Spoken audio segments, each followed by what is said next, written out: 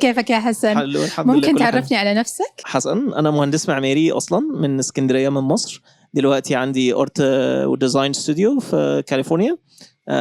بحب اشتغل بالاي اي عشان حاجات كتير ممكن نبقى نتكلم عنها دلوقتي. بس عندي متجوز وعندي زين عنده 5 سنين. الله يخلي لك يا رب. انتي بقى عرفيني بنفسك. أنا دانيا صالح، فنانة visual artist من السعودية.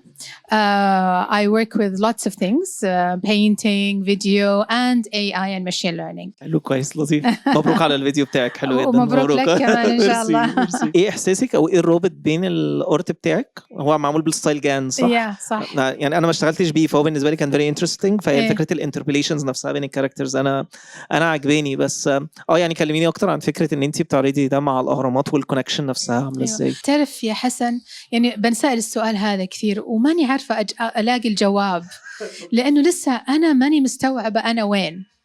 عرفت it's surreal for me بس إنه يعني لما نفكر في الموضوع، الأهرامات كانت the latest technology من آلافات السنين، أو بعدين we are using the AI machine right now, like machine learning and everything, and it is the latest technology of contemporary life right now at present. So I guess all of them are latest technological aspects، لأنه إلى الآن مش عارفين كيف بنوا الأهرامات. صح؟ True. The way that I look at the pyramids is that, I don't know, I don't like to look at them from like a historical point of view, or I'd rather argue that I'm kind of related to the pyramids from this moment. Like I'm really interested in exploring like history and identity from the present moment.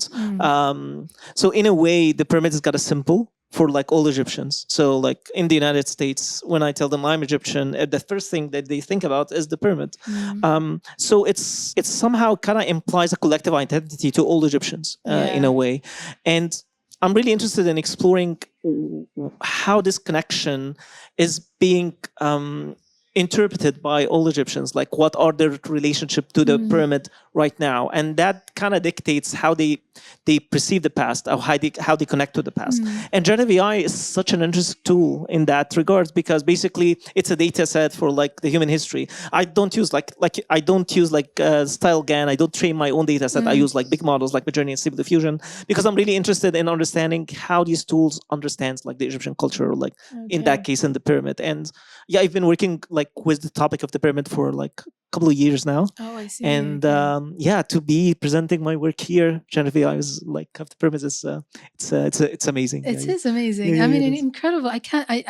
I mean, it'll take me days, probably weeks, to realize what happened, and how amazing this moment is. I mean, you were talking about identity and culture, and like for me as a Saudi non-Egyptian, I look at it in a different way. I look at Egypt and the pyramids and the way I approached the Evanes, which is the work I am participating is the influence of Egyptian culture on all the Arab regions in the Middle East and North Africa, and how important it was and how relevant it was.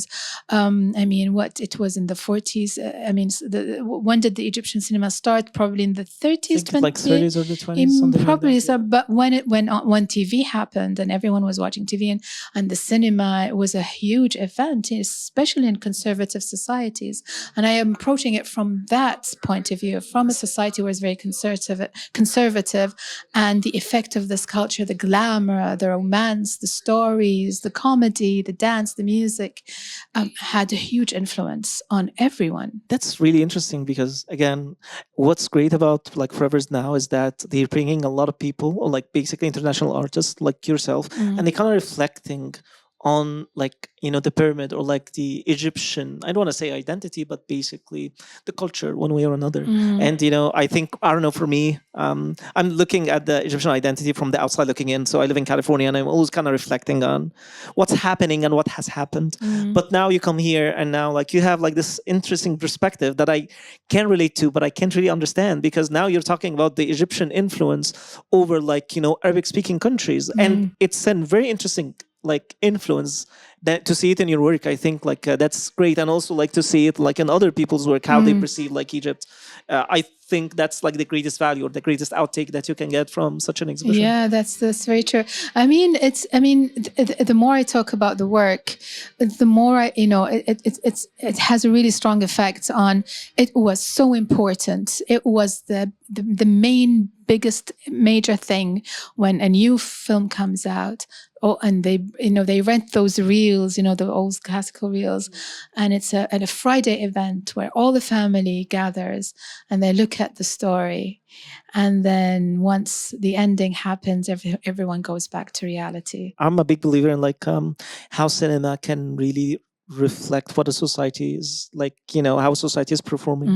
And, it depends, of course, on the movie and like what context it happened to it. But like most of my inspiration, they come from actually like Egyptian movies that for me as Egyptian, I'm really interested in understanding how they perceive reality. So like, I don't know, like about like old, like, I don't know, like, I don't, like my favorite directors are more contemporary or more modern. So like Muhammad Khan, Khairi Bshora, Yusuf Shaheen, Salah Abu Saif from that period. I don't know if you show it, but your work is like was displaying like I guess older movies. Yes. Right. Yeah. So my focus was the golden era, and I think that really had a big influence on me because I remember my parents and I remember my grandmother, in Saudi, in the 70s and where they used to watch these movies, and I was like the child of the 70s. I really wasn't interested, and I was like into like other things, Western culture more.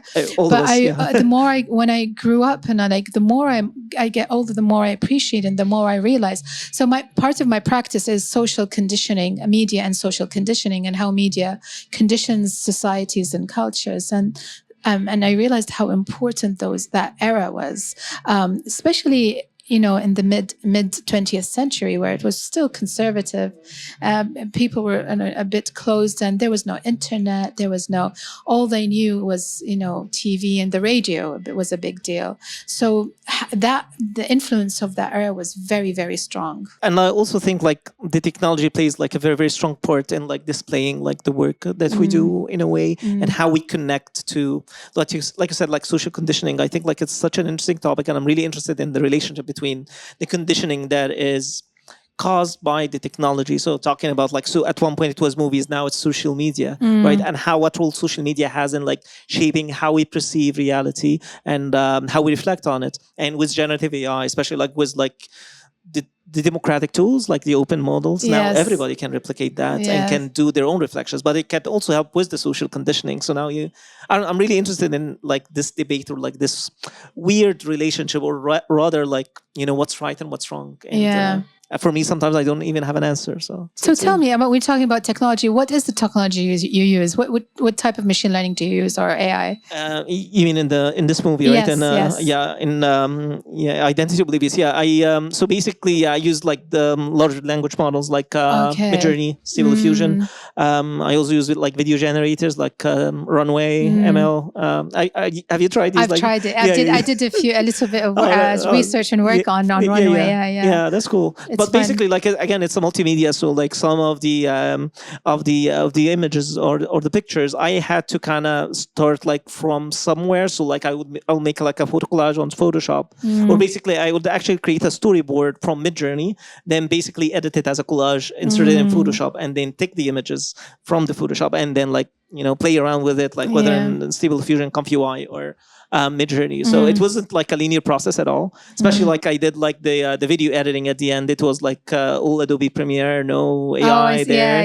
And so there was some of like I had to learn a lot of like tricks on the video editing. So it was such an interesting, and also like audio engineering. That was also cool. Like in my work, I like to have like this.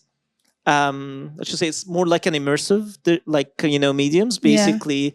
So you're not only looking at the image, but you're also hearing the sound that kind of relates to you. Especially like my work is actually based off a script by Daniah Saleh, or like from the movie El Mumia. So like this script was actually the center of the work. So it's like basically trying to fit different mediums together and trying to come up with something. And of course, like the challenge is with like every day that I work with like on this project, there's a new technology that comes, and now do you have the question, do I adapt to the new technology or not? Where do I end? Because you always want to do something new, and I think like it's challenging.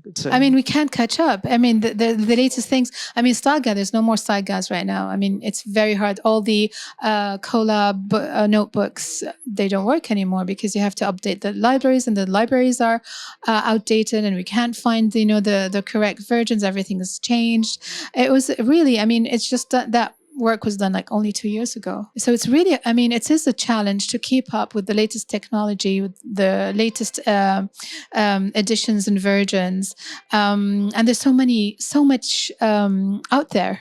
I mean, I chose to have this as a silent movie because I was like trying to mimic memory.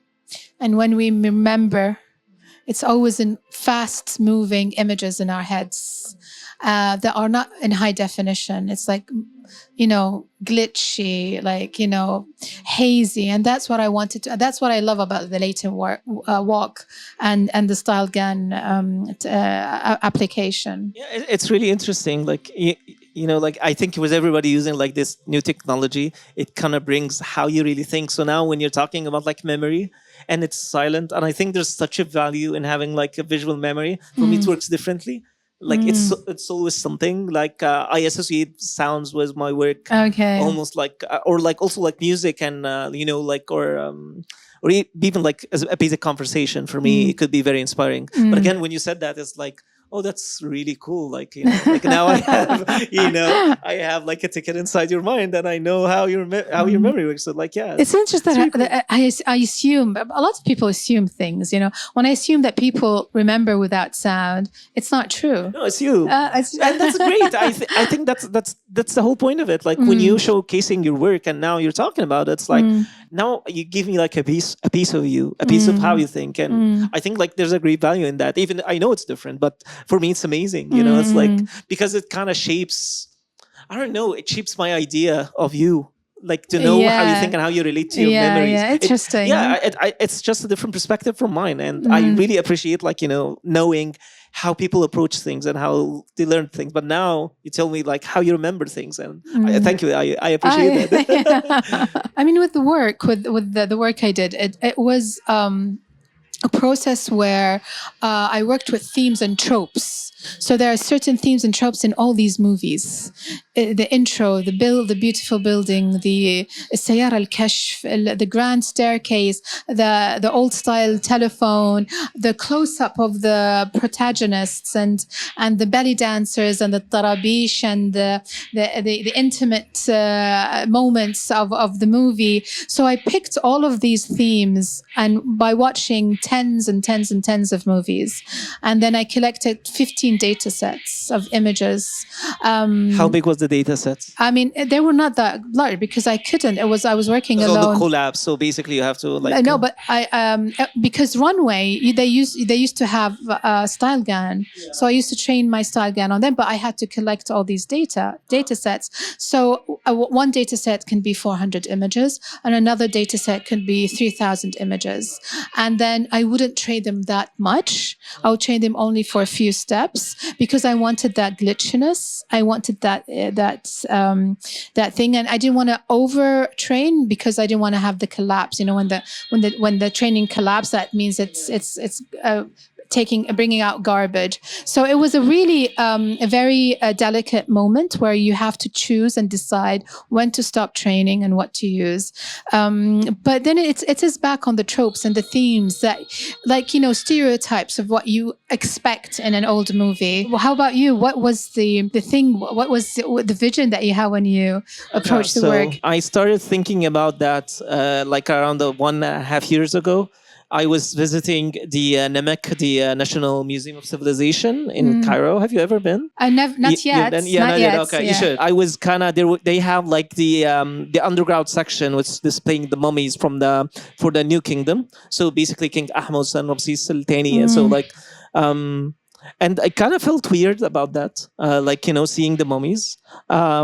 And then I remember the movie El Mumia by Shari Salam, and it was actually talking about the discovery of these mummies. So yeah, basically to sum it up, like the story was there was an old family in Luxor, and they were keeping these mummies, they were hiding them in the mountain, and then there was the discovery of these mummies. So in the movie, it's showing a main character. His name is Wanis, and he inherited the secret for the family. And now he stands and is asking himself, "What's the right thing to do? Should I keep the secret, or should I just like tell the government where they are?" And at that point, I realized that there's a problem, maybe with me, but only me, but maybe other people, other Egyptians, of how we look at our identity. Like we look at these mummies as objects or as kings, but they're our family, like they're our grandparents.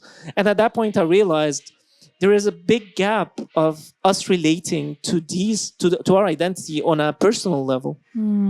And I kept thinking about that. It's like I don't know. It's very.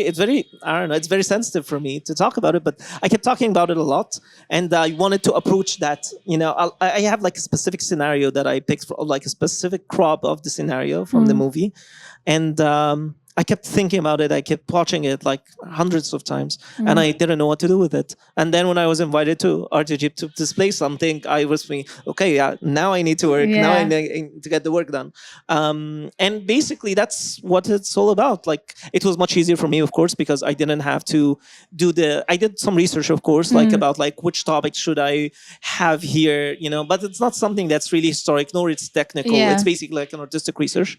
And yeah, so I didn't have to train anything, but I needed to do a lot of brainstorming to get like the ideas right, and also to get the right movements. So I wanted to be surprised by the AI, but I had to limit the kind of surprise that I wanted to have, and to have like more reflections on it. So yeah, that's it. Amazing. I mean, Hassan, it was a great conversation. Yeah, me too. Like I have it. Yeah, I know so much about you now. Yeah, and I know how you recall your memories. That's great. Thank you. Thank you, Daniah. You. It was a pleasure. Yeah, congratulations. And I hope we worked sometime together. Hopefully, yeah. Collaborate on something. Yeah, I would love that. Okay, great. Okay. Take Thank care. you. Bye. Take care.